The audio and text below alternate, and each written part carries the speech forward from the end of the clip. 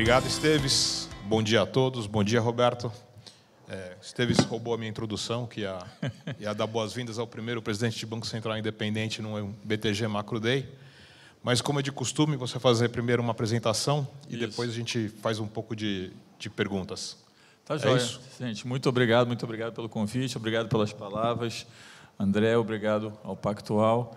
E é uma felicidade, uma honra estar aqui de novo nesse evento.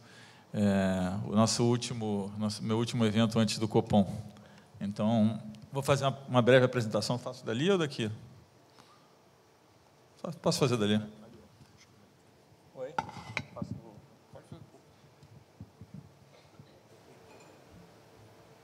Bom, vamos lá. A apresentação já está? Tá. Deixa eu ver se eu consigo passar. Ah, tá, eu olho daqui. Gente, de novo, muito obrigado. Espero, de verdade, agora, da próxima vez, não ter que começar a apresentação com esse slide de óbitos e vacinação, mas eu acho que é relevante o que tem acontecido no Brasil. A gente vê ali, o Brasil já convergiu em termos de novos óbitos ali por milhão para números de países desenvolvidos, inclusive até melhores que alguns. Nós avançamos a vacinação da primeira dose, já estamos acima dos Estados Unidos, Japão, União Europeia. Muito em breve vamos estar também acima da segunda dose. E, na verdade, a realidade, né, em termos de vacinação, muda um pouco para o número de vacinas disponíveis e passa a ser mais um tema de rejeição à vacina. Então, países que têm menos rejeição às vacinas vão avançar mais rápido. A vacina no Brasil é bastante baixa, nós temos um programa histórico de vacinação com bastante sucesso, então nós entendemos que isso vai fazer com que o Brasil se destaque nesse sentido. Aí mostrando que, de fato, apesar de ter alguma polêmica ainda em cima do tema, a vacinação funciona. A gente vê a diferença da segunda onda para a terceira onda na Inglaterra, em termos de número de casos e óbitos por 1.000 pessoas, onde mostra claramente o efeito da vacinação. Nos Estados Unidos também, quando nós olhamos os estados que têm maior vacinação e menor, claramente a gente vê uma diferença grande. Em alguns estados dos Estados Unidos, agora a gente está vendo um número de internações bastante grande, né, com problema, de novo, em disponibilidade em hospitais. A estratégia, no final, de diversificar a base de vacinas é a melhor estratégia, se mostrou a melhor estratégia. O Brasil, no final, comprou várias vacinas. Nós temos hoje um dos maiores contratos da Pfizer no mundo, temos ainda um lote da Janssen para vir. Já começamos a fazer o reforço nos idosos, começamos a avançar na vacinação dos mais novos. A gente olhando a parte completamente vacinada, a gente vê que a gente está em torno de 90%, que já é bem acima de grande parte dos países do mundo desenvolvido. Falando um pouco de PIB, também já um pouco olhando muito mais agora o retrovisor, na China, que teve aquele primeiro movimento de queda com a pandemia e se recuperou mais rápido, com um crescimento, né, que tem uma base mais alta, então vai se diferenciando ao longo do tempo. A gente vê a Europa, que não voltou ainda para o nível pré-pandemia, né, de uma forma geral, e a Ásia, ex-China, que estava acelerando bastante, e a gente tem visto números mais fracos, recentes. Acho que isso tem feito bastante o noticiário. Quando a gente olha aqui o gráfico da direita embaixo, a gente vê que, de fato, a Europa preocupa um pouco mais, né, com uma volta lenta, com algumas mudanças estruturais que já são percebidas, inclusive, na parte de mão de obra. Tem alguns trabalhos já sendo feitos sobre isso. E os Estados Unidos, com um programa enorme que foi feito, inclusive, em parte questionado agora pelo volumoso gasto que foi feito, né? E também uma percepção de que esse dinheiro todo que foi gasto, principalmente com auxílio direto às pessoas, pode ter promovido uma mudança estrutural na forma como a mão de obra vai se comportar daqui para frente. Mas aí, quando a gente olha a parte de surpresas, e tem um índice que chama SESI, que é o Índice de Surpresas Econômicas, a gente vê que as surpresas deixaram de ser tão positivas e começaram a mostrar uma certa fraqueza, ou pelo menos uma força menor, vamos dizer assim. Isso é mais verdade na Ásia, não tem um índice da Ásia aí, mas a gente consegue ver. Quando a gente olha o PMI de China também mostra isso, e as projeções de PIB nos Estados Unidos com algumas revisões para baixo também. Então, a gente consegue ver que, de certa forma, a gente atingiu uma estabilização, as surpresas deixaram de ser positivas e começou a ter uma certa fraqueza, especialmente em Ásia ex-China. Quando a gente olha o mundo emergente, basicamente, a gente vê que grande parte dos países voltaram para os níveis pré-pandemia, em termos de PIB, mas o que a gente chama de scaring effect, ou seja, o movimento foi mais disruptivo em alguns países do que em outros. Isso está associado, em parte, ao volume de dinheiro que foi gasto. Então, a gente vê, por exemplo, que o México, onde gastou muito, teve um gasto fiscal muito menor que o Brasil, teve uma queda maior, uma recuperação que está semelhante, e aí agora fica uma dúvida se a queda maior, com a recuperação maior, gera efeitos estruturais na economia, mudanças estruturais na economia que têm impactos de longo prazo, que tem um grupo de pessoas estudando isso. Então, que é para exatamente ver a efetividade dos programas que foram feitos. Quando a gente olha a parte de vendas no varejo, o Chile se destacando, inclusive, existe um debate hoje no Chile se vai ter a quarta onda de resgate, que lá a forma como eles fizeram foi você consegue resgatar o dinheiro do fundo de pensão, né? Mas, de novo, com alguma inflação já aparecendo, o Chile, inclusive, fez um movimento de alta de juros inesperado, e ainda você vê na classe política um debate se vai ter mais uma onda de resgate, que seria a quarta.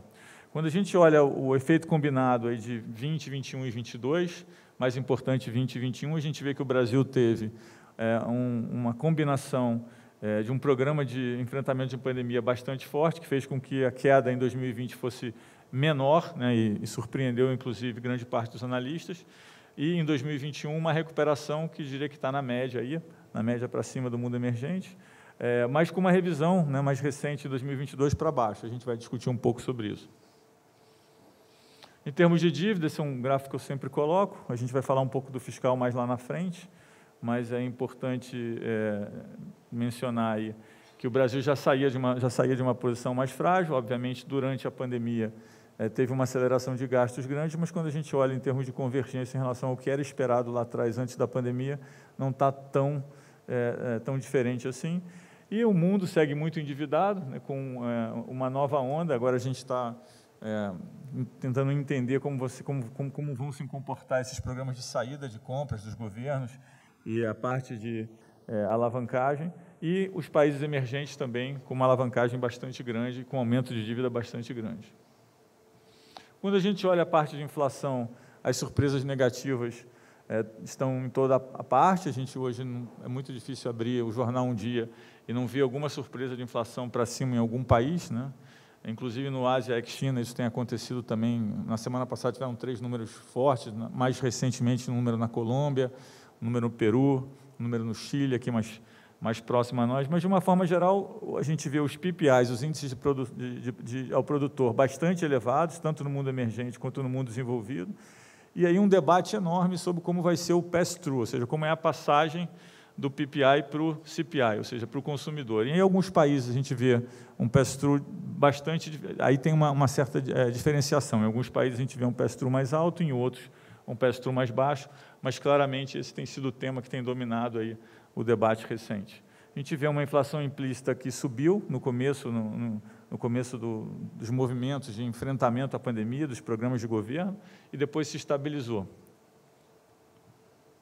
Mas, de uma forma geral, o mundo ainda é otimista, com crescimento. A gente pode ver isso na parte de recomendações positivas no seu site, a gente pode ver em volumes de negócios, a gente pode ver em empresas sendo abertas, a gente pode ver principalmente na parte de tecnologia, que acho que tem sido destaque nessa pandemia.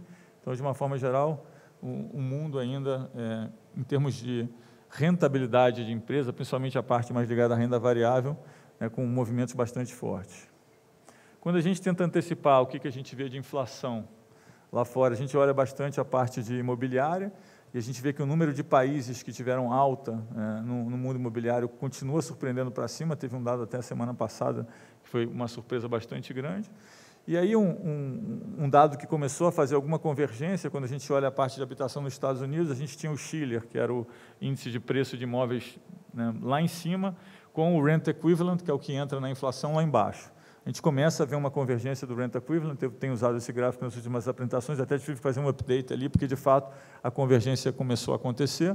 Quando a gente olha o que a gente entende que a convergência pode ser, a gente gosta de olhar a expectativa de crescimento de preço de aluguel um ano à frente, a gente vê que está em torno de 9,75, que significa que tem uma inflação encomendada nos Estados Unidos ainda somente desse componente que é chamado de Rent Equivalent, porque nos Estados Unidos o que entra na inflação não é o preço de imóvel, e sim o aluguel equivalente.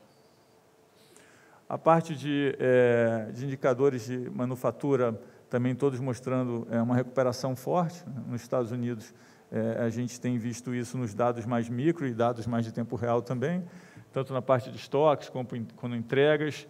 A parte de preços deu uma pequena arrefecida, mas em níveis bastante altos, e a parte de encomendas também. Os dados de uma semana atrás mostraram um pequeno arrefecimento, mas ainda em níveis bastante altos.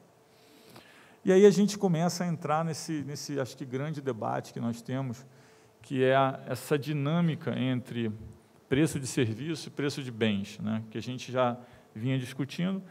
A tese mais disseminada, né, pelos banqueiros centrais, que estavam mais otimistas, com uma recuperação gerando menos inflação, ou com um fator temporário de inflação mais curta, de inflação alta mais curta.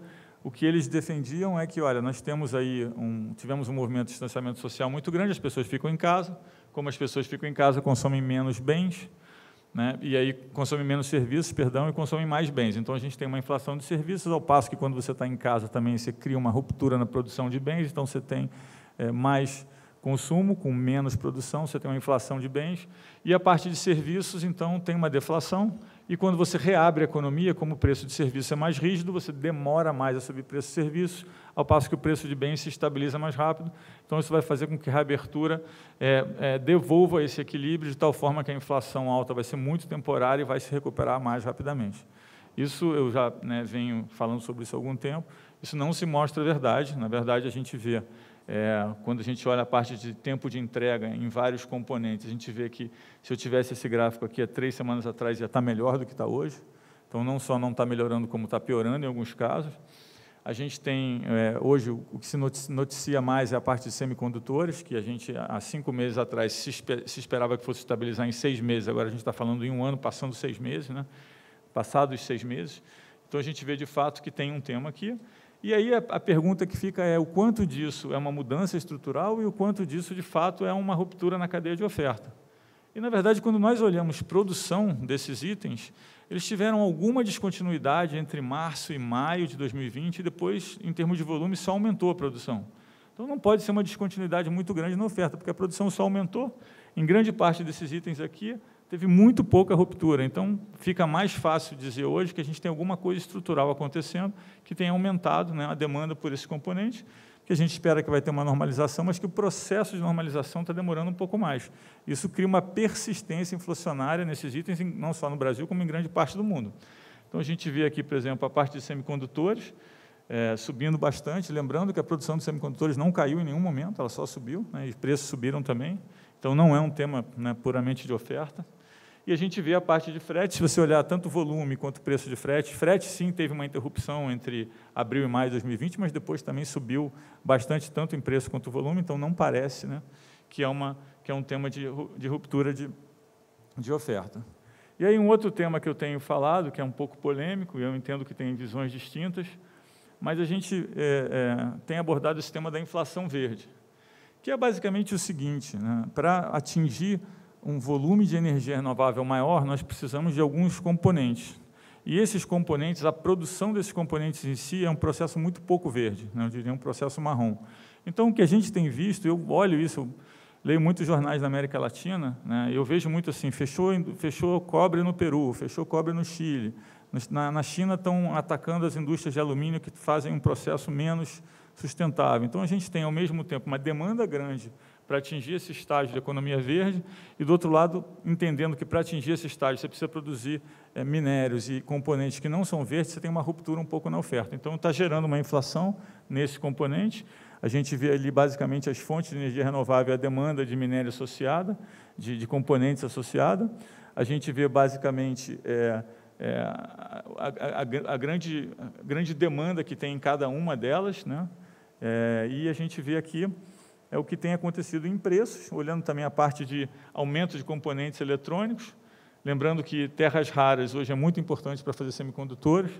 A gente tem aí concentração de terras raras muito grande na China, né? Então, a gente vê aí que existe uma fragilidade não só nessa parte de tentar atingir um processo sustentável, como também na distribuição de insumos. A gente vê aqui na parte de carbonos que depois que tivemos o anúncio lá do Parlamento Europeu, o preço disparou, não tem tido nenhuma queda. E aí fica um pouco essa mensagem, por exemplo, o alumínio está subindo 100%, a gente olha alguns minérios menores, mais relevantes para esse processo, estão subindo mais de 100%, então mostra que, de fato, nós temos essa dicotomia. Quando a gente olha, volta à parte de minérios mais padrão, eu diria, a gente tem uma queda grande de minério de ferro, até saiu uma notícia hoje em relação a alguns procedimentos na China. A gente, de fato, tem uma estabilização aí na parte de grãos e metais, ou estabilização ou acomodação, depende de como você olha. Quando nós olhamos aqui, os IPCs ainda estão altos, né?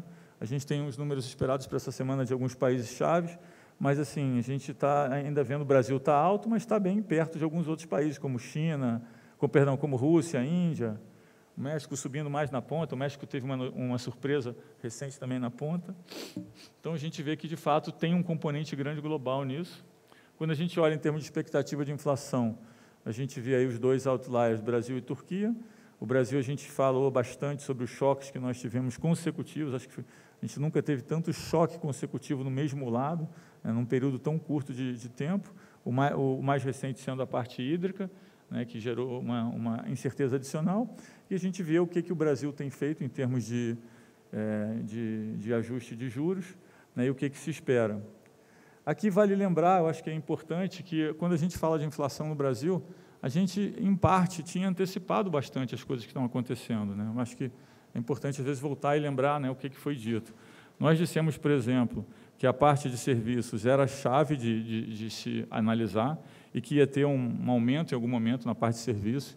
A gente entendia que tinha uma parte que ainda não estava reaberta da economia, que ia ter algum tipo de reajuste represado, porque você demora a reajustar até, de fato, você começar a ter a parte de serviços. Isso, de fato, tem saído, tem se confirmado nos números. A gente tem discutido bastante em termos de o que significa esse deepening da parte financeira, o que significa isso em termos de aumento da potência de política monetária.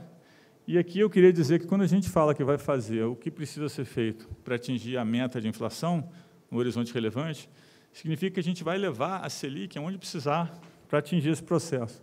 Mas não significa que vai alterar o plano de voo a cada número que saia em alta frequência. Então, acho que é importante passar essa mensagem. Falando um pouco do PIB, a gente vê que, de fato, tivemos uma recuperação em V, bastante importante, ainda que existam umas revisões para baixo mais recente no ano de 2021 e no ano de 2022, a gente falou um pouco sobre isso. E quando a gente olha o emprego, aí, de fato, a gente continua com aquela dicotomia também. A gente tem dois números que têm mostrado resultados diferentes. A gente usa proxies para isso, a gente usa CNI, a gente usa a parte INSS, a gente usa FGTS, a gente usa várias informações para tentar ver o que a gente acha que mais se aproxima da realidade. A gente tem dito que a gente acha que o que mais se aproxima da realidade é o número CAGED, ou seja, de fato, o Brasil está gerando emprego. A gente vê um aumento da população ocupada agora com reabertura da economia, e a gente acha que a parte informal deve começar a melhorar em breve e acelerar a melhora, mas a gente acha que tem uma mudança estrutural que vai fazer com que parte dessa recuperação do emprego formal ainda demore um pouco mais. Aí, só olhando um pouco os dados de alta frequência, mostrando o crescimento na ponta, a gente vê a eletricidade ali já uma certa estabilidade, a gente tem todo um tema em torno da eletricidade.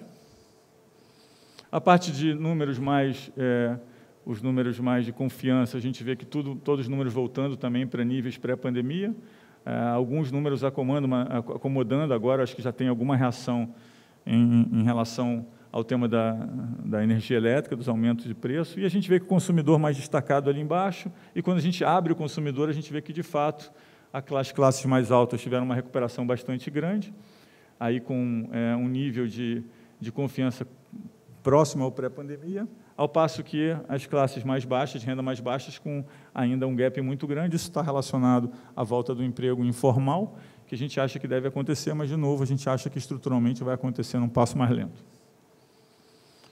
Falando um pouco da meta de inflação, a gente acha que todos acompanham os números aqui, a gente, de fato, tem uma inflação de curto prazo rodando 12 meses que está bem acima. Tivemos, mais recente, uma alta nos núcleos, e a gente tem separado os núcleos para tentar entender o que de fato tem sido a disseminação. Como eu disse agora, parte disso nós esperávamos, na parte de serviço, que é essa linha aqui no gráfico da direita, essa alta a gente já vinha antecipando. A gente vinha antecipando também que provavelmente ia ter uns reajustes mais fortes dos componentes que estavam represados, a gente tem olhado isso bastante no detalhe. Quando a gente olha em termos de surpresa, nos últimos tempos, a gente vê que a gente teve basicamente 2 ondas de surpresa, uma onda mais relacionada à parte de alimentações, uma onda grande relacionada a monitorados mais recentes. A gente tem aí toda a parte de energia associada, tanto a parte de petróleo e etanol, a gente tem também um componente forte aí da crise hídrica. E aí, obviamente, o resultado disso é um número de curto prazo bastante alto, com as expectativas subindo, tanto em 2021 quanto em 2022. Em 2022, a gente tem feito um exercício bastante grande para entender por que as expectativas de mercado estão descolando das nossas, das internas. Para a gente é importante entender qual é o componente, né, qual é o componente que se apresenta nessa diferença. A gente vê que tem uma parte grande que é inercial, tem uma parte grande que é a parte de fechamento de ato, então a gente tem explorado isso também na linha de ser mais transparente. Não vou repetir aqui o statement de novo, acho que aqui a mensagem é que dizer que vai fazer o que precisa ser feito para atingir a meta significa que a gente vai levar a Selic onde precisa levar, mas não significa que vai reagir sempre a dados de alta frequência. A parte de crédito, muito importante falar que o crédito a pequenas e médias empresas, principalmente as pequenas e micro, ele nunca faltou na pandemia, ao contrário, foi o que mais cresceu. Existe acho que uma grande inquietude em relação não, mas durante a pandemia as pequenas empresas ficaram sem crédito, tiveram muitas empresas quebradas, e a gente olha, na verdade, isso não aconteceu, ao contrário, nós tivemos recorde de abertura de empresa. Inclusive, o acesso a crédito das pequenas empresas, em termos de crescimento de crédito, foi maior do que as médias, foi maior do que as grandes. Então, a gente mostra isso aqui. Lembrando que o Banco Central fez muitas medidas junto com o governo durante a pandemia, foi 17% de liquidez, 20% de capital, mais todos os programas que o governo fez. A parte de emissões, que 2020 tinha tido uma pequena interrupção, voltou forte já em 2021, a gente vê isso. A gente vê que na parte de crédito a gente teve uma ruptura na parte de spreads, principalmente no mundo de crédito privado. O Banco Central fez algumas medidas e isso se estabilizou. A gente tinha alguns problemas de venda em fundos, né, de crédito privado quando a crise se iniciou. E falando um pouco do fiscal, que eu acho que é importante, e toda vez que eu falo do fiscal, eu falo a mesma coisa, mas sempre tem interpretações diferentes, então eu tento botar o maior número de gráfico possíveis para poder ficar a mensagem do gráfico. Então, conversando com o Mansueto, cadê o Mansueto? O Mansueto está ali. Eu me lembro que lá no CDPP, falando do como é que seria o plano fiscal à frente, como é que seria a trajetória fiscal, o Mansueto fez uma apresentação para a gente, logo no começo no governo, e a gente tinha aí em 2022, se não me engano, um número próximo a 80, 81. E hoje, depois de tudo que aconteceu, pandemia, os gastos, a gente olha 2022, a gente está em torno de 80, 81. Então, era muito próximo do número que o Mansueto falava para a gente lá. Então, esse é o estoque. Mas aí fala, mas e o fluxo? Bom, aí o fluxo a gente falava do primário, discutia bastante, e a gente tinha, mas quando que vai ser o zero primário? Né? Na época o ministro anunciava que o zero poderia ser rápido, e aí o Mansueto falava, não, mas eu acho que 2022 a gente tem alguma coisa perto de zero. 2022 a gente vai ter uma coisa perto de zero. Então, de novo, quando eu falo que o pano de fundo não é ruim, basicamente a gente está olhando o que aconteceu, né? Os gastos todos, né, e o que tem acontecido recentemente. Obviamente, os críticos vão dizer, não, isso aí foi só um processo inflacionário e vai voltar a explodir no outro ano. Bom, primeiro vamos ver se é só um processo inflacionário. Então, a gente tem feito um trabalho grande e alguma coisa deve aparecer em termos de documento oficial mais elaborado do que isso que nós temos aqui, mas é basicamente para a gente ver o que é deflator e o que não é deflator, e esses diversos componentes e como que a gente divide essa surpresa, vamos dizer assim, essa melhora no fiscal, e fica claro que tem uma parte sim que é inflação, mas tem uma parte que também não é. Mas aí sobra, então, não, mas tudo bem, mas então aí sobra a outra crítica, que não, mas então você fez isso, mas vai voltar a explodir. Então, o que a gente fez? A gente pega, basicamente, as projeções de analistas de mercado e vê a nova trajetória, né, que aí você está atacando a mensagem do estoque, do fluxo e da convergência. Então, pensando em estoque, fluxo e convergência, a gente vê que no estoque o pano de fundo está melhor, no fluxo também, e na convergência também. Óbvio, você tem uma elevação depois de 2021, mas a gente vê que, em comparação ao que se esperava antes, 5, 6 meses atrás, a trajetória é bem diferente. Então, se eu pensasse na linguagem do Copom, e pensar que eu estou falando de estoque, de fluxo, de convergência, sobra o balanço de riscos. Então, aí eu acho que é o problema que a gente precisa explorar, que é o que tem acontecido no fiscal, tem tido uma volatilidade nesse balanço de riscos do que vai ser o fiscal para frente, e, nesse sentido, eu acho que, sim, tem um ruído atrelado ao fato de que várias coisas que foram feitas, vários programas que o governo tem feito, existe uma percepção por parte do mercado que esses programas estão associados a uma intenção de fazer um Bolsa Família, que está ligado a um processo eleitoral. Então, isso, sim, gerou um ruído. A gente entende que, quando for virado a página nesse tema, que deve acontecer em breve, as pessoas vão focar um pouco mais no pano de fundo e ver, né, o que a gente tem pela frente. Antes de falar da agenda estruturante, eu só falar um pouco de câmbio, né, que a gente entende que tem uma volatilidade grande recente, e a gente entende que a parte da volatilidade, à medida que a gente o Banco Central mapeia muito bem os fluxos, então, à medida que a gente se aproxima do fim do ano, a gente entende que parte da volatilidade que existe está associada a uma compra estrutural que vai ter grande parte no fim do ano, que é a parte do overhead, um componente meio técnico, mas que gera uma compra no fim do ano. A gente tem acompanhado os fluxos, né, tanto o fluxo de entrada, expectativa de entrada e saída, e a gente entende que o Banco Central provavelmente vai ter que atuar para fazer frente a essa demanda pontual, que é muito concentrada por um componente técnico no fim do ano. Falando um pouco da agenda de tecnologia, então, aqui, eu acho que a primeira mensagem é que nós não paramos nenhum grande programa durante a pandemia, né, então isso foi bastante importante. Nós adicionamos uma dimensão de sustentabilidade, que nos colocou, na verdade, como o segundo Banco Central mais verde do G20, né? Então, foi um programa que foi bem aceito internacionalmente também. A gente tem o PIX, que tem sido um fenômeno, e a gente vê claramente assim, que os argumentos que nós vimos lá atrás não se mostraram verdadeiros. O primeiro era que o PIX só ia fazer uma substituição de TED e DOC, a gente vê que isso não é verdade, aumentou o número de transações na economia, viabilizou novos modelos de negócio.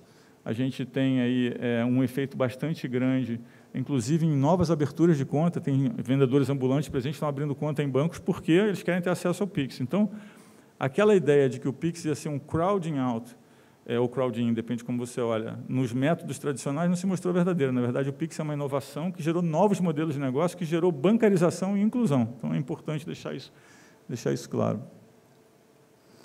Eu não vou ter tempo para falar das funcionalidades todas que a gente tem no PIX. O PIX Saque, o PIX Troco, a gente anunciou recentemente.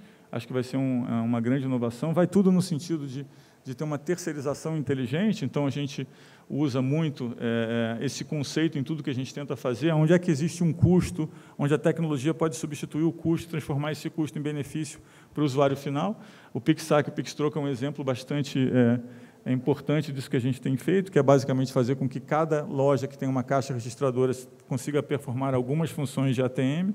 Isso faz com que o lojista, além de ser compensado por isso, ele ainda vai ter o cliente na boca do caixa, que é uma coisa que tradicionalmente ele paga, e, além disso, ele vai conseguir fazer mais vendas, tendo menos dinheiro no caixa, diminuir o custo de segurança e transporte numerário, e para as pessoas, do outro lado, é um benefício, porque tem muitas cidades no Brasil que não tem agência bancária, não tem ATM, então a gente acha que isso aí melhora a distribuição de numerário e gera também novos modelos de negócio. A parte do Open Finance é super importante, né? Acho que na última vez que eu estive aqui eu falei muito desse tema de dados, da importância de dados e como a indústria financeira está migrando para uma indústria de análise de dados cada vez mais. Acho que isso tem sido demonstrado aí por vários movimentos, né, que a gente está vendo de mercado em termos de movimentos estratégicos de empresas ligadas ao mundo de intermediação financeira. A gente vê claramente que tem uma grande literatura hoje, um grande volume de informações saindo dos bancos centrais que demonstram que existe uma inquietude em relação a criptomoedas, stablecoins, toda essa parte de DeFi, ou seja, que é um mundo financeiro que está fora do ambiente regulatório. A gente entende que o Open Finance é muito importante para trazer esse mundo, né, para uma sintonia maior. A parte da modernização da legislação cambial, a gente ainda precisa aprovar o nosso PL no Senado, já foi aprovado na Câmara, espero que a gente consiga aprovar no Senado em breve. É muito importante para o que a gente quer fazer. O Sandbox, que é muito importante, que é basicamente transformar ideias, né, em apps e transformar ideias em empresas e melhorar toda essa parte de segmentação do mundo de intermediação financeira. Eu fico muito feliz porque outro dia eu abri o jornal, vi que teve um negócio de um banco brasileiro comprando uma empresa que saiu do laboratório de inovação do Banco Central. Essa empresa foi criada no Lyft. E aí, outro dia também fui fazer um seminário em Vitória, os 2 patrocinadores do seminário eram 2 empresas que tinham saído do Lyft, do laboratório de inovação também, há não muito tempo atrás. Então, mostra, né, como o Esteves tinha mencionado, que o jovem brasileiro quer empreender, quer fazer novas empresas, quer participar. Isso é muito bom, né? A gente vê um movimento grande nisso, e para isso a gente precisa de um ambiente regulatório que seja propício. Eu já falei muito sobre esse gráfico, acho que foi uma previsão que a gente fez lá atrás, de que o mundo ia convergir para esse tema de dados. Acho que isso hoje está bastante óbvio. A gente vê hoje como os analistas analisam essas empresas de intermediação financeira, e é basicamente o número de bloquinhos que elas têm nessa sequência de vendas entre a propaganda, a venda, o pagamento e a parte de análise de informação. Então, a gente vê que essa verticalização está muito forte. Acho que os 2 processos novos nessa verticalização que a gente teve foram os seguintes: tem uma concentração de cloud acontecendo e muitas dessas empresas adicionando pedaços de cloud muito relevantes. Isso pode ser um problema no futuro. E essas empresas também querendo criar moedas próprias, ou seja, fazer o stablecoin que é associado a essa verticalização. Então, basicamente, eu estou falando, no fim, que eu posso ter um elo onde eu tenho a propaganda, a venda do produto, o pagamento, a análise do que o cliente acha do produto, todos os dados estocados em um lugar onde eu tenho monopólio sobre aquilo, e, além disso, eu posso ter uma moeda do próprio grupo vertical que propicia as transações. Então, isso é um tema que a gente tem discutido bastante. A reação do Banco Central foi acelerar a parte de pagamento instantâneo. A gente acha que o pagamento instantâneo ele vai fundir com a parte de Open Finance, porque para você ser iniciador de pagamento, você vai vir através do Open Finance. A gente entende que tudo isso culmina na moeda digital. Eu não vou ter tempo para falar muito da moeda digital, a gente pode falar no Q&A se tiver alguma pergunta, mas a gente acha que está no estágio avançado. Essa semana tive uma reunião com outros banqueiros centrais, e quando eu vejo o debate que está tendo em vários outros países do mundo, eu tenho bastante convicção que o Brasil está bastante avançado. A gente já deve ter alguns pilotos em 2022 sobre o tema, e aqui acho que a grande barreira era resolver o problema que a gente chama de narrow banking, que é quando você tem uma mudança muito grande de transformação de moeda física para digital, ele influencia a parte de alavancagem bancária dos depósitos. A gente já tem 2 possíveis soluções para esse problema. Eu acho que a gente está mais avançado que alguns outros países nisso. A gente pode depois elaborar, se vocês quiserem. Parte de sustentabilidade, também bastante importante. De novo, uma agenda que foi bastante reconhecida. A gente fez bastante processo de consulta pública. Várias coisas voltaram. A gente começou a criar a nossa regulamentação em relação a isso. E eu vou terminar aqui. Eu acho que essas são as mensagens importantes finais, dizendo que a gente tem aí um mundo que vai passar por alguma normalização ainda. Obviamente, a maior probabilidade é que essa normalização seja uma normalização lenta de juros. A gente tem já alguns dados de crescimento na ponta mostrando algum arrefecimento. Então, a gente ainda entende que o ambiente ainda é um ambiente, vamos dizer assim, propício para o mundo emergente. A gente precisa aproveitar essa janela de oportunidade, avançar com as nossas reformas estruturantes, avançar na mensagem da credibilidade fiscal, porque eu acho que grande parte das reformas que nós fizemos não foram apreciadas na forma como deveriam ter sido. Obrigado.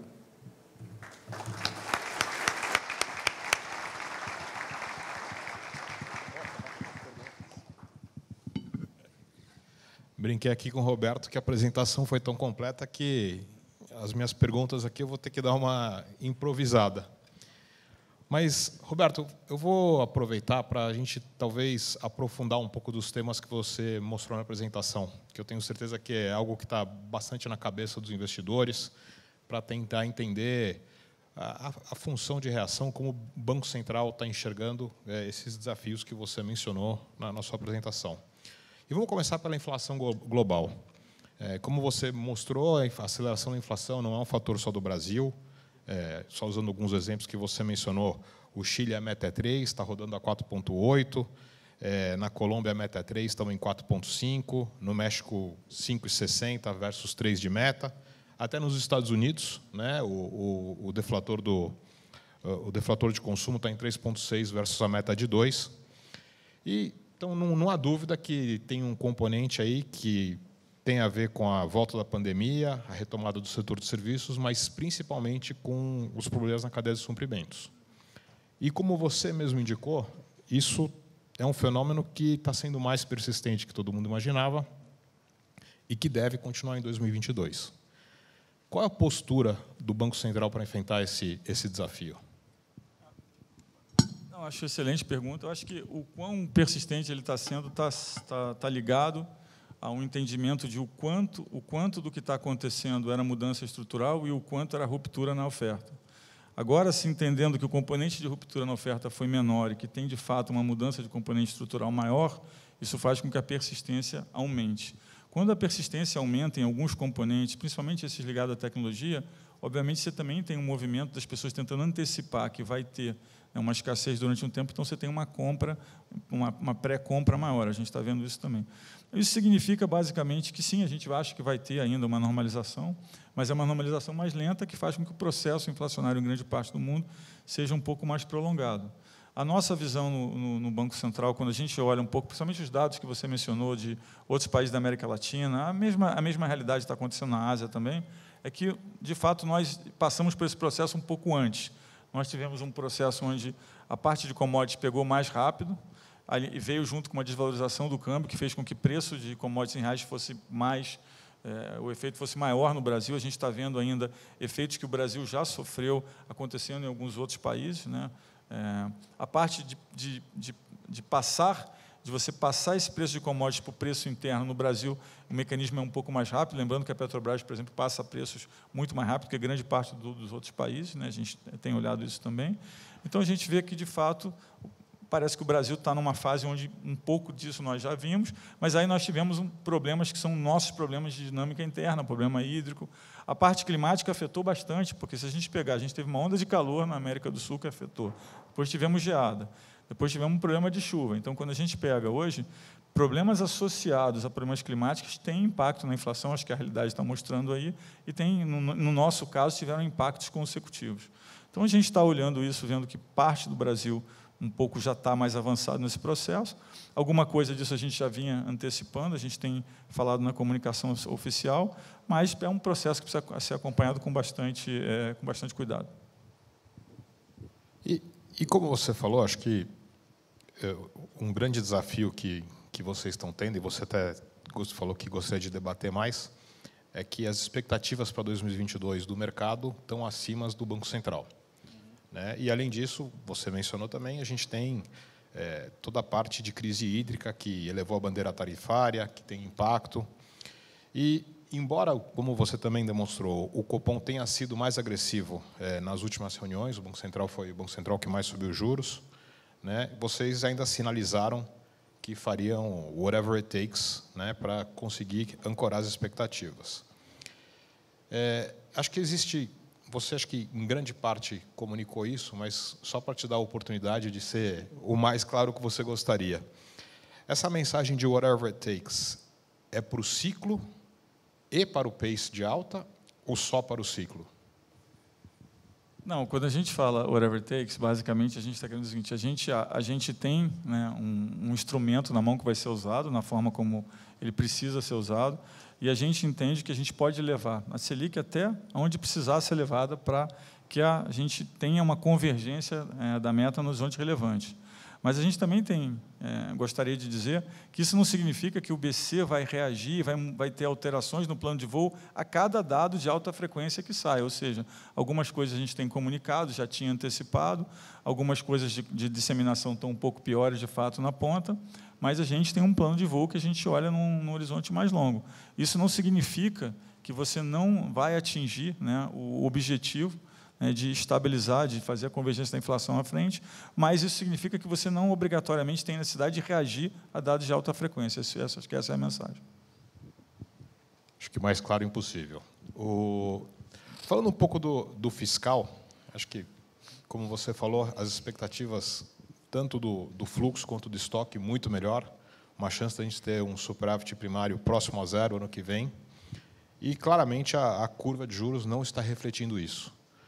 Que mensagem a gente poderia passar para o nosso Congresso Nacional, para o processo de formação do orçamento, que ajudaria muito a diminuir esse prêmio na curva, que facilitaria com que as empresas se financiassem a taxas mais competitivas e pudessem gerar mais emprego e crescimento.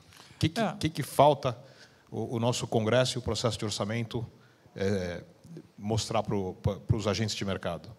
Não, como eu tentei dizer, eu tento compartimentar, né, esse pensamento. Então, a gente tem uma parte de estoque. E aí dizendo, olha, teve uma melhora recente no estoque, né, então, de fato, a gente vê que entre o que se pensava 6, 7 meses atrás e agora, o estoque tem melhorado. Melhorou a um ponto, né, eu mencionei aqui a conversa com o Mansueto, porque melhorou a um ponto de estar muito parecido com o que a gente achava que estaria antes da pandemia. Então, estoque tem esse ponto. Aí você diz, não, mas e o fluxo? Bom, o fluxo também a gente vê que, em termos de gasto, principalmente se a gente pega o gasto acumulado, esse governo vai terminar com um gasto, inclusive, mais baixo que outros governos. Mas, além disso, a gente olha o número que as pessoas, que de fato reflete, né, a informação para as pessoas, a gente vê, bom, a gente esperava que pudesse ser 0 em 2022, a gente está falando, em termos de fluxo, uma coisa perto de 0, 0,2, 0,3, alguma coisa assim. Então, a gente olha estoque, a gente olha fluxo. Depois a gente olha a convergência. Não, será que é um movimento só de um ano e depois a convergência vai voltar para um nível bem pior? E aí eu fiz questão de mostrar o gráfico que não. A gente, de fato, tem uma pequena piora, mas a convergência também mudou. E aí, como a gente sempre olha, compartimenta em estoque, fluxo, convergência e balanço de risco, aí, na parte de balanço de risco, sim, teve uma percepção, e essa percepção acho que está ligada ao fato de que nós temos um ano eleitoral e o mercado fez, vou dizer assim, uma ligação entre programas que o governo estava tentando fazer e a necessidade de fazer um Bolsa Família com o fenômeno das eleições. Então, passou uma percepção para o mercado que existia uma coisa, que as reformas estruturais não eram reformas estruturais, sim, eram um veículo para viabilizar, né, o Bolsa Família. E eu acho que isso a gente precisa só virar a página, mostrar, olha, não temos um Bolsa Família, vamos definir quanto é que é, temos um tema do precatório, vai ser resolvido de tal forma. Eu acho que, como o mercado sempre é forward-looking, vai olhar para a próxima coisa, vai falar, bom, esse balanço de risco não era tão ruim quanto a gente esperava, vamos focar no que a gente tem, que é a parte de estoque, de fluxo e de convergência, e vamos olhar para frente. Então, eu acho que esse é um processo que deve acontecer. Ou seja, esclarecer o mais rápido possível essas ameaças, digamos, à responsabilidade e à trajetória que você sinalizou, deveria realmente dar uma boa ajuda no período de curva. E falando um pouco de câmbio, o BC está na frente na normalização dos juros, a gente vai ter este ano o melhor resultado de pagamentos desde 2007, a gente tem um volume expressivo de balanças cambiais, mas acho que é justo dizer que a taxa de câmbio está bem acima do que qualquer um esperava. Isso é uma percepção de risco país maior pelos agentes de mercado? Tem alguma simetria de informação em relação ao Brasil? Ainda mais com o Banco Central sinalizando que vai, digamos, atender essa demanda pontual e técnica do overhedge dos bancos? A gente vê, por exemplo, que grande parte da desvalorização no final, grande parte do processo de desvalorização foi no ano passado, né? Esse ano a gente tem tido uma desvalorização menor, um processo assim de alguma volatilidade, mas não uma tendência, né? A gente vê isso claramente. Quando a gente olha as moedas nesse ano, se a gente olhar year to date, o Brasil está lá na média até para um pouco melhor. Tivemos, de fato, um processo no ano passado. A gente vê que, de fato, demorou um pouco para o tema de termos de troca e o termos de fluxo começar a bater nos preços. Em termos de fluxo de portfólio, a gente vê, basicamente, que a gente teve um movimento de saída ali em março, abril de 2020, depois um movimento mais equilibrado. Grande parte do fluxo de portfólio que saiu não voltou para o Brasil. Isso é verdade em outros países também da América Latina, ele voltou para a Ásia. Grande parte, inclusive, foi capturado pela China, então a gente tem esse ponto. Quando a gente olha o fluxo de balança, a gente vê uma melhora, mas a gente também vê que tem muito dólar que não voltou para o país, ou seja, tem muito dólar que está represado, que está fora, que pode voltar em algum momento. A gente entende que é um processo natural, é a decisão de quem gerou esse dólar de trazer ou não. A gente entende que o mercado, operando livremente, é a melhor forma possível. E talvez parte dessa volatilidade, parte desse dólar que não voltou, estejam associado a um fato de que existe hoje, claramente mapeado, uma demanda muito grande, que por um tema técnico é muito pontual em torno da virada do ano. Então, o Banco Central entende isso, entende que a gente está num momento de fragilidade, com vários outros elementos, e entende que é importante, provavelmente vai ser importante suprir, né, fazer intervenções que vão em contra essa demanda pontual que a gente entenda que vai ter no fim do ano. Então, basicamente, a mensagem é essa, que provavelmente nós entendemos que vai ser preciso fazer alguma coisa para fazer frente a essa demanda de dólar pontual. E é muito técnica e pontual, porque as pessoas perguntam, mas por que não fez antes, por que não fez depois? Tem um critério técnico que faça com que, de fato, a compra de dólar tem que ser muito próximo da virada do ano. E, sem dúvida, isso, que nem você falou, esse ano, o real até que está indo bem, mas se você comparar desde o início da pandemia, exato, o nível de desvalorização é maior que todas as outras moedas. Então, acho que talvez você acabando com essas incertezas ajude a convergir para um nível, digamos, mais próximo, entre aspas, do equilíbrio, que também ajuda a não convergir de inflação. Aqui tem um tema que é quando a gente olha, as variáveis que se recuperaram não se transformaram imediatamente em melhora no prêmio de risco. Por exemplo, parte do prêmio de risco de 2020 era associado que o Brasil tinha uma pandemia pior, que nós tínhamos uma curva de contaminação pior, que nós tínhamos uma pandemia pior, que ia gerar um efeito mais prolongado. Parte era também relacionada a que o desequilíbrio fiscal no Brasil ia ser maior. Parte era relacionada ao fato de que nós teríamos um problema de governabilidade com a dificuldade de aprovações de coisas no Congresso. Quando a gente olha essas três coisas, o fiscal está melhor. Pandemia, a gente mostrou que o Brasil já passou em número de vacinados vários outros países e tem uma rejeição à vacina baixa. Isso vai fazer com que a gente melhore. E a parte de relacionamento com o Congresso, a gente vê que a gente conseguiu passar várias reformas. No entanto, isso não se espelhou, não se traduziu numa queda no prêmio de risco. Eu acho que isso é uma coisa que, aos poucos, vai se incorporando aos preços. A gente tem, obviamente, a incerteza de ter uma eleição pela frente aí no ano que vem, mas acho que, à medida que a gente passe uma tranquilidade no ambiente fiscal e mostre o equilíbrio de fluxo virar, acho que a gente consegue recuperar a parte desse prêmio de risco do ano passado.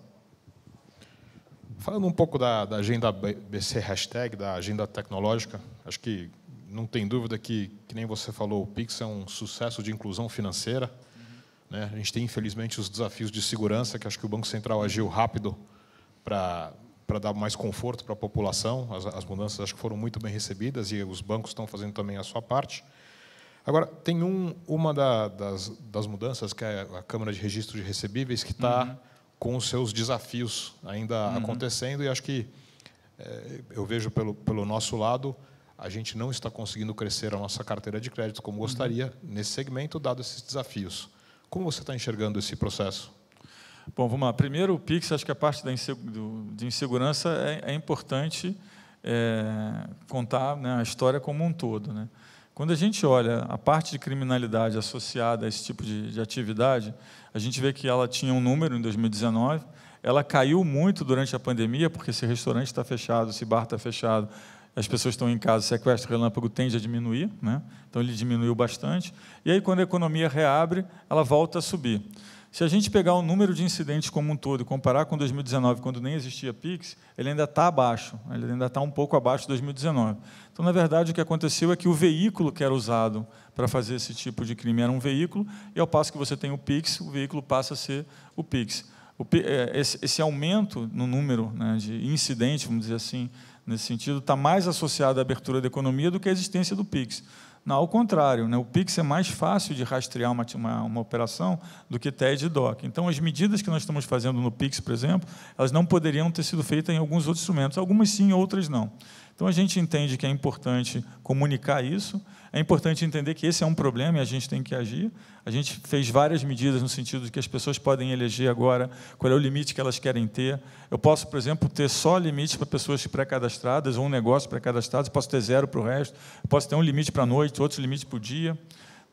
Eu tenho muito mais opções, porque o Pix proporciona esses ajustes, então a gente vê que isso tem uma capacidade melhor. E tem uma outra coisa, né? À medida que você faça o Pix e que ele é rastreável mais rápido, você tem duas saídas aí. Ou a pessoa transferiu para uma conta que é a conta dela, então é fácil de capturar, porque a pessoa que tem o endereço tem tudo lá, ou a pessoa transferiu para uma conta laranja. Então, aí tem um processo do Banco Central de atacar o processo de abertura de contas para que a gente dificulte a abertura de contas laranjas. Isso está em curso, então isso está acontecendo. Em relação ao recebíveis, acho que aí tem uma lição para a gente, quando a gente compara com o Pix, que é o seguinte: o Pix teve uma padronização do desenvolvimento tecnológico centralizado, ou seja, a gente sentou e disse, olha, a tecnologia tem que ser A, B, C, D. sem entrar muito na parte técnica, você passa para o mercado, olha, você vai participar do Pix e você vai precisar ter isso de tecnologia. Na parte de recebíveis, a gente fez diferente. A gente falou, não, a gente entende que cada um pode oferecer a sua tecnologia desde que as tecnologias tenham interoperabilidade. Nesse processo, na verdade, o que aconteceu foi se verificou, ex post, na hora do tombamento, que essa descentralização da decisão de tecnologia fez com que o tombamento não fosse o mais eficiente possível. Então, se gerou perda em bancos de dados e coisas desse tipo, que gerou um atraso. A gente tem trabalhado nisso, tá? Acho que em grande parte dos problemas estão equacionados, a gente ainda tem alguma coisa para mostrar.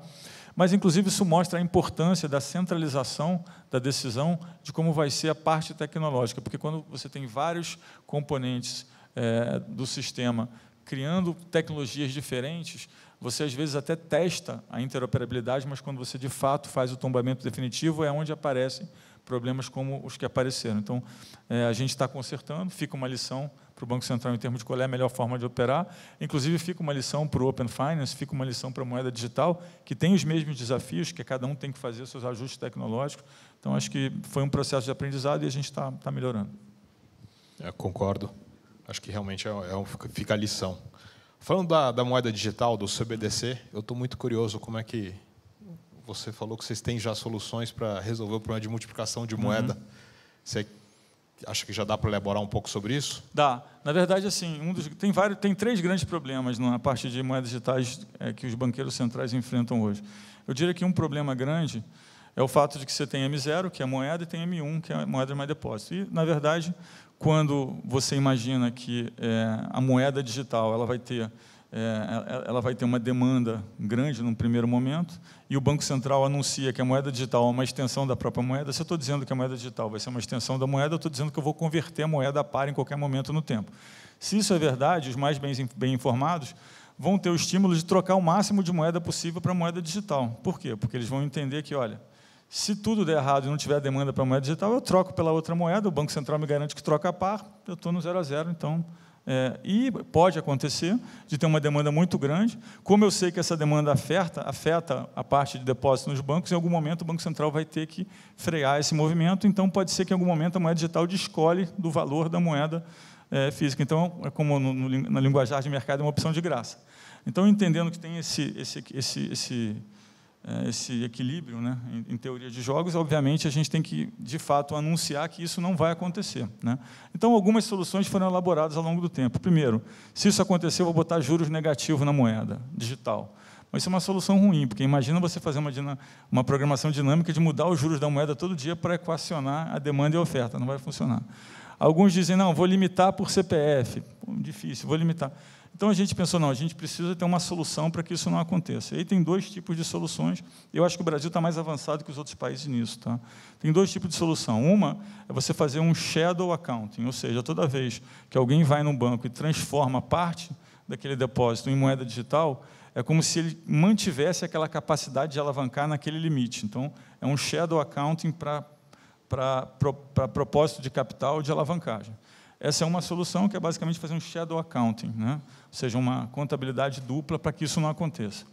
Tem uma outra solução que parece mais fácil de ser implementada, que é o seguinte: os bancos vão poder emitir stablecoins em cima dos seus depósitos. Então, cada banco emite stablecoins em cima do seu depósito. E o stablecoins é garantido pela CBDC. Então, na verdade, é como a gente faz um sistema onde os depósitos se comunicam da mesma forma como eles se comunicam hoje, só que hoje eles se comunicam através do STR e a convertibilidade em dinheiro físico. Você vai ter uma nova camada disso, onde todos os stablecoins vão se comunicar e a moeda de convertibilidade vai ser a moeda digital. Então, é como se você colocasse uma camada em cima do STR com liquidação digital. Essas 2 soluções estão sendo estudadas e, de novo, eu acho que nesse tipo de passo, né, de estágio, em termos de resolver esse problema, o Brasil está bem mais adiantado que outros países.